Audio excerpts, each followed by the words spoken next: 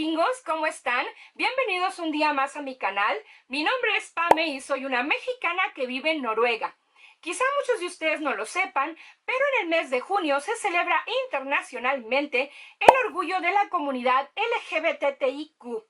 Para mí siempre ha sido muy importante trabajar en pro de los derechos de dicha comunidad, y aunque no pertenezco a ella, siempre me he considerado una aliada. Todos los seres humanos tenemos el derecho de amar y ser amados, de que nuestras vidas sean valoradas y protegidas, de que nuestra salud y bienestar sean prioridad y de tener un trato justo e igualitario.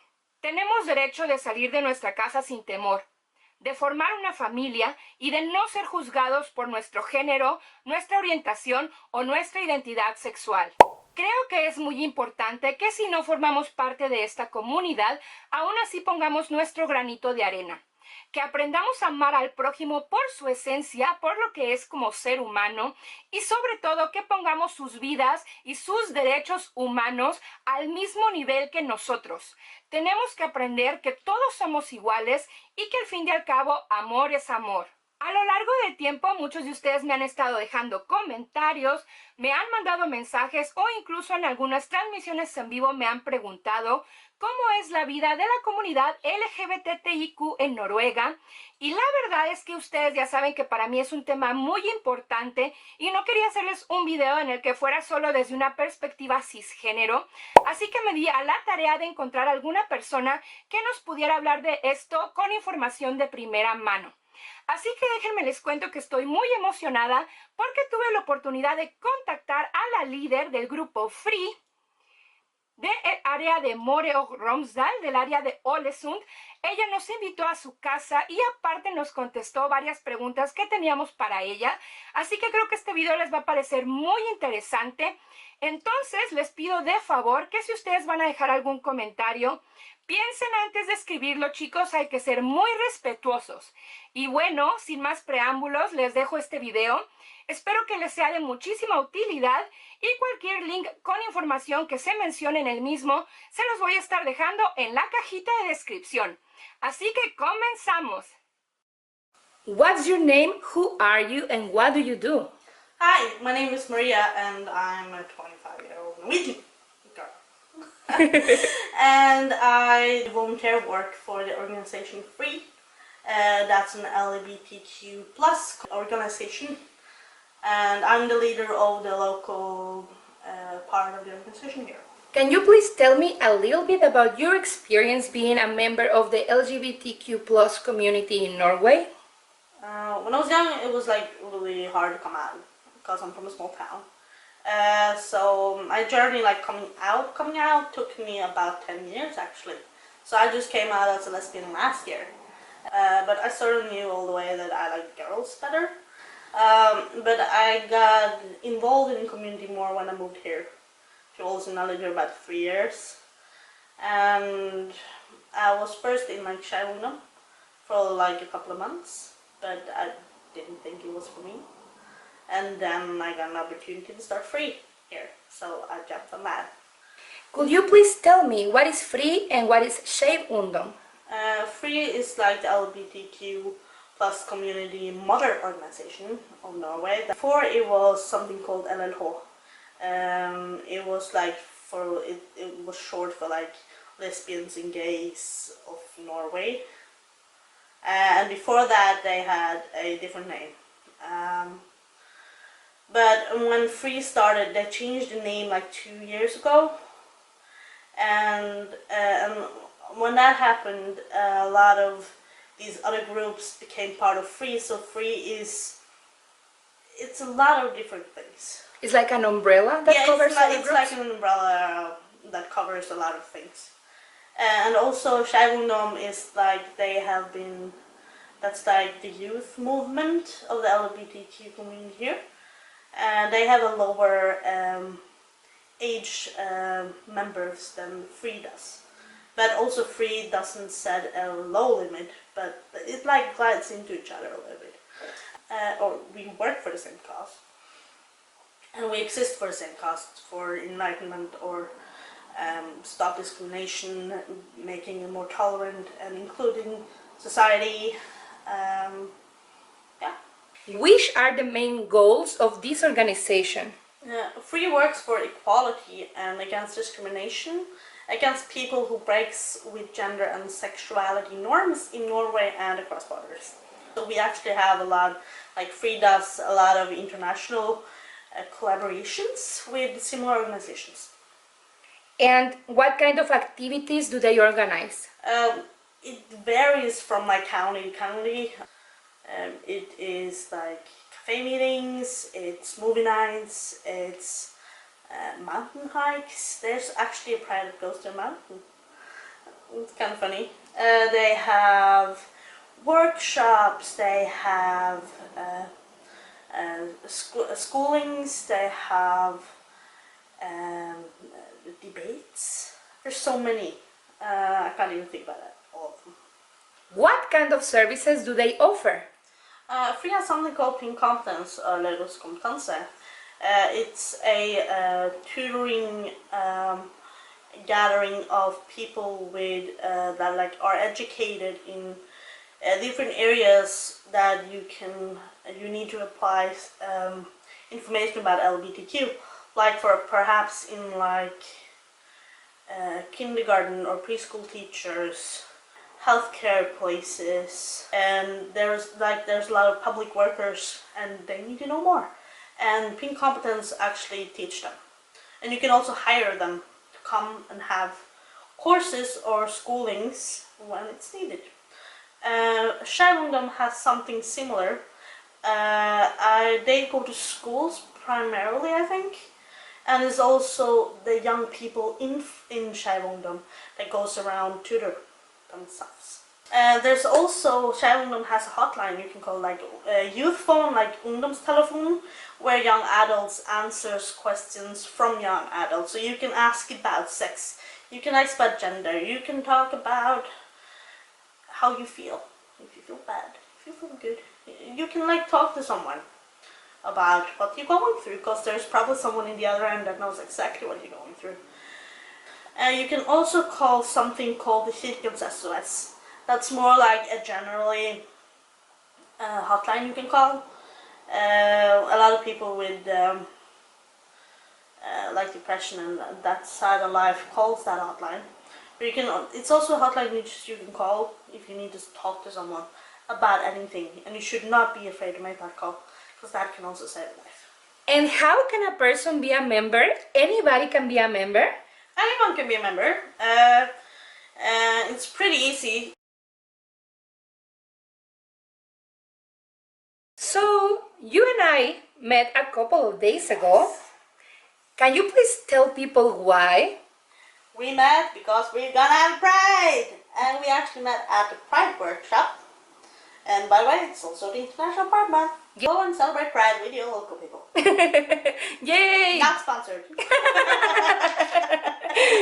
Can you please tell me what are we going to do? What are we going to do? We're gonna have a Pride, and Pride is a lot of different things going on. It's gonna be debates. It's gonna be seminars. It's gonna be music. We have some local musicians coming. And there will be stands. It would be like a pride park. We're taking like the idea from Bergen and Oslo, like where the biggest prides are in this country. But we're making like a miniature pride park in Ålesund. It's gonna be competitions. It's gonna be a pride parade. It's gonna be a colorful, fun 4-day festival. And how do you think the people of Ålesund is going to react to all of this? Mostly, yay! Of course, there's gonna be people that don't like it. Of course, you always meet that everywhere, and especially this part of Norway. It's more like, it's a religious belt in more one way or another. And also because like we live in a county where the church part is quite conservative. It's actually only 2 priests in Ålesund, or the whole county, that officiate gay couples. I won't say who or who, that's up to them to say. But yeah, He's also talk about having a church mass on the Sunday, on the 2nd of September. And the festival goes from 30th of August to 1st September. Now we're going to talk about something a bit more serious, and that is marriage, adoption, and the evolution of their rights. So can you please tell me a little bit more about it? Yes, we start with adoption.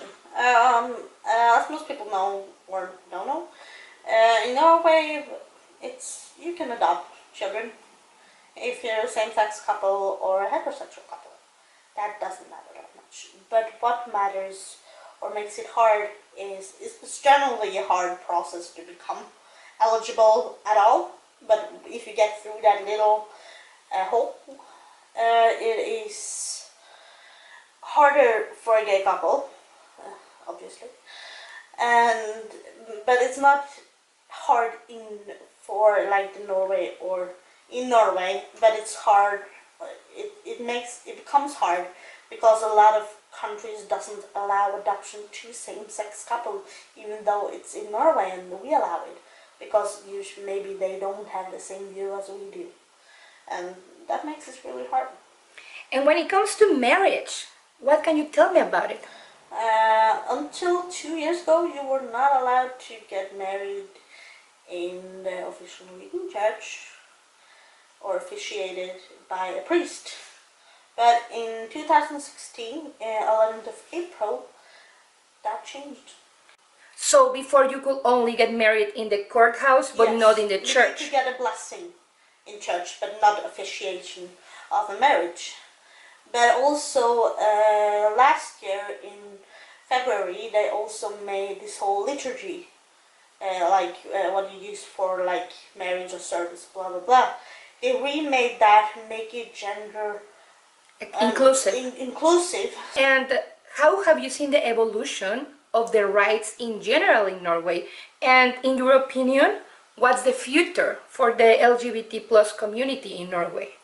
What you see is like the tolerance levels are getting higher, inclusiveness is getting higher, but still discrimination is there in one way or another. We still have a lot to do in that way of making Norway an all-inclusive country. It's a long way to go, and I hope that in the future we will be better and we will include more, have less discrimination against anyone or anything. It doesn't matter. In a more personal level, could you please tell me a little bit about your coming out experience, perhaps with your parents, your family, your friends? Yeah, like with my parents, like I said it, but like they didn't completely believe it. When I said it first time back, maybe I was 16. And my grandparents is a different story. And my dad's parents were quite conservative. My grandfather sort of gave me his blessing, but I never told my grandma, I think. Can't remember. It's a long way though. Long past though. But he said that as long as you have love in your life, it's okay. I don't understand it, but it's still okay. So like for me, that he said that he was like a conservative Christian, but still inclusive. On my mom's side, it's never been said anything. So mostly with my family it's been okay, but friends also, it hasn't been that hard because they have known before I maybe know. It's like, yeah, all through the years it's been quite okay. I think some of my family has been like maybe a little bit frowning upon it, but they haven't. Even though my dad is a priest and he has never said anything, and my mom never either. They don't understand everything, but that's fine. I teach them a lot, and I'm gonna keep teaching them. And now that you are an adult, do you feel safe living in Norway? Most of the time, sometimes I don't feel that safe, but yeah, mostly it's okay. But you're always afraid, like when they maybe show up some conservative people that will say something, or they want to hurt you. You never know. And we gotta be careful that we still won't let us be silenced by anyone. We just gotta keep fighting. And if there is any person out there listening to you, what would you like to tell them? Be yourself. Don't wait too long. It will eat you up inside. Or if you are afraid, talk to someone about it.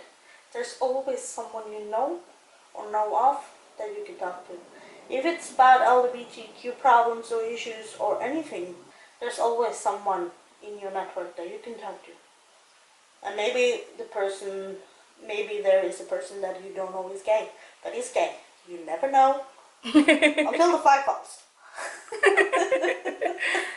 Okay, Maria, thank you so much for inviting me to your home, for telling me a little bit about your story, and for explaining me what are you doing with Free. I really, really appreciate your time. And that's all. Thanks. Thanks. Happy birthday.